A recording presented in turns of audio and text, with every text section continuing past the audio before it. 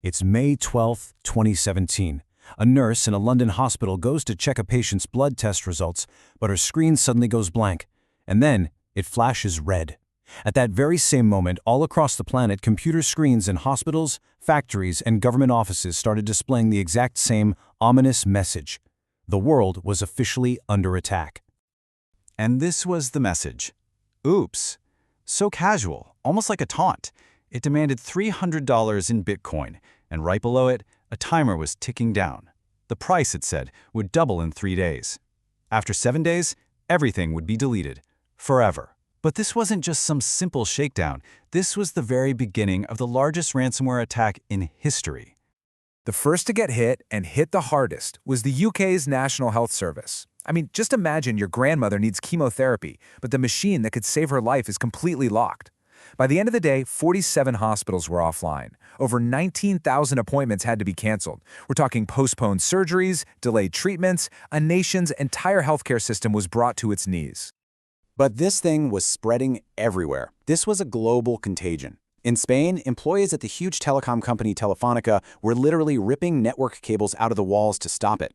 Over in France, Renault car factories just ground to a halt. You had robotic arms frozen in the middle of a weld. And maybe the scariest part? FedEx's entire global shipping network. I mean, the very circulatory system of our modern economy. It was having a full-on heart attack. So this wasn't just another cyber attack. The speed, the scale, it was totally unprecedented. The number of infections was doubling every single hour. But what made WannaCry so terrifying wasn't just what it did, it was how it did it. Right. So here's the thing you have to understand. Most ransomware needs you to make a mistake, right? You have to click a bad link or open a weird email. But WannaCry was a worm. Think of it like a ghost that could just walk through walls. It found one vulnerable computer, infected it, and then immediately started hunting for more, all by itself. It was an exponential, unstoppable digital plague. So where in the world did this apocalyptic weapon come from? Well, the answer is, it's pretty shocking.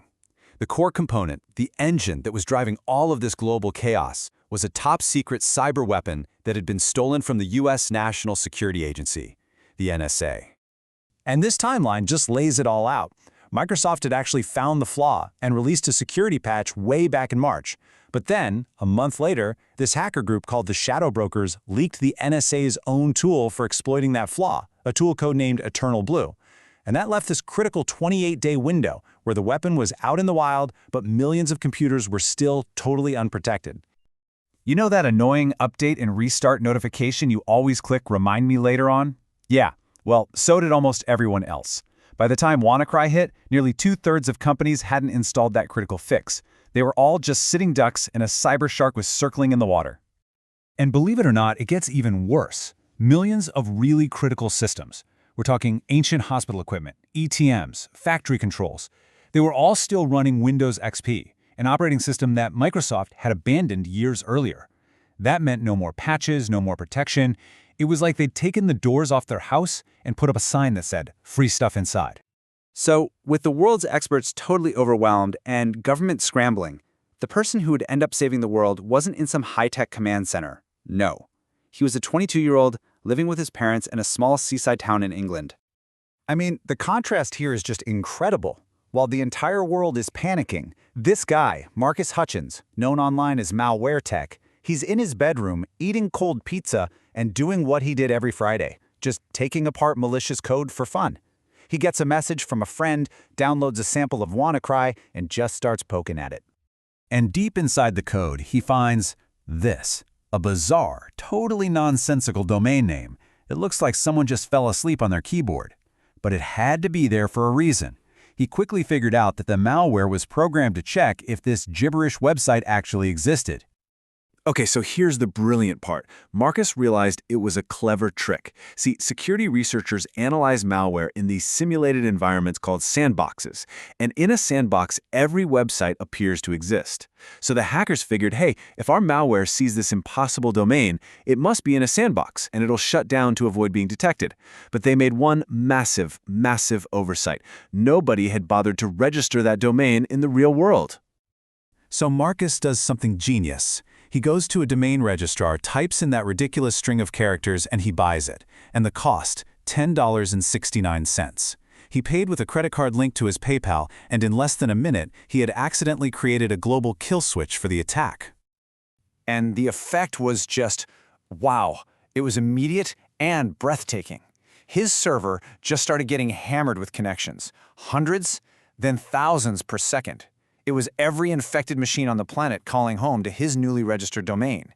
And when they found it, just like it was programmed to, the worm stopped spreading. Just like that, the attack was over. So, with the immediate crisis averted, the world's intelligence agencies launched this massive digital manhunt. The fire was out. Now the question was, who was the arsonist? Who did this? The investigation pretty quickly zeroed in on a few key pieces of evidence. It really was like a digital detective story, with clues hidden in the geography of the attack, in the code itself, and even in the grammar of the ransom note. So the first clue was about what wasn't there. When investigators mapped out all the infections across the globe, they saw this one glaring hole. One country was almost completely untouched by all the chaos: North Korea. You know, it's like finding a murder scene where everyone is covered in blood, except for one person who's mysteriously clean. But the real smoking gun was the linguistic analysis. The ransom note was written in 28 languages. 27 of them were clearly just run through Google Translate, full of errors. But 2 of them were perfect: the Chinese version and the Korean version. And the Korean version used specific phrases and terminology that are unique to North Korea. It was a dead giveaway. So when you put it all together, plus code that was identical to malware they'd used in the 2014 Sony Pictures hack, the evidence was overwhelming. The US, the UK, and other countries officially and unanimously blamed the Lazarus Group, North Korea's state-sponsored hacking team. They even indicted a specific programmer named Park Jin-hyuk.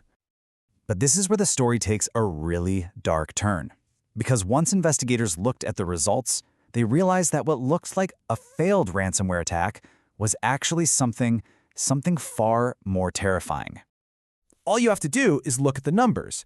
The attackers only collected about $140,000 in ransom, which is basically pocket change in the cybercrime world, but they caused an estimated $4 billion in damages. This was never about the money. It's like robbing a bank for $100 and accidentally burning down the entire city in the process. The chilling conclusion that many experts now believe is that WannaCry was a test. It was a proof of concept. North Korea was demonstrating that a country with a GDP smaller than Vermont's could take America's own cyber weapons and bring global commerce to a dead stop. And since then, their cyber army has grown to over 7,000 hackers. And that brings us to the final and maybe the darkest piece of this puzzle. That $140,000 in Bitcoin? It's never been touched. Not a single transaction. It just sits there, dormant, in a digital wallet.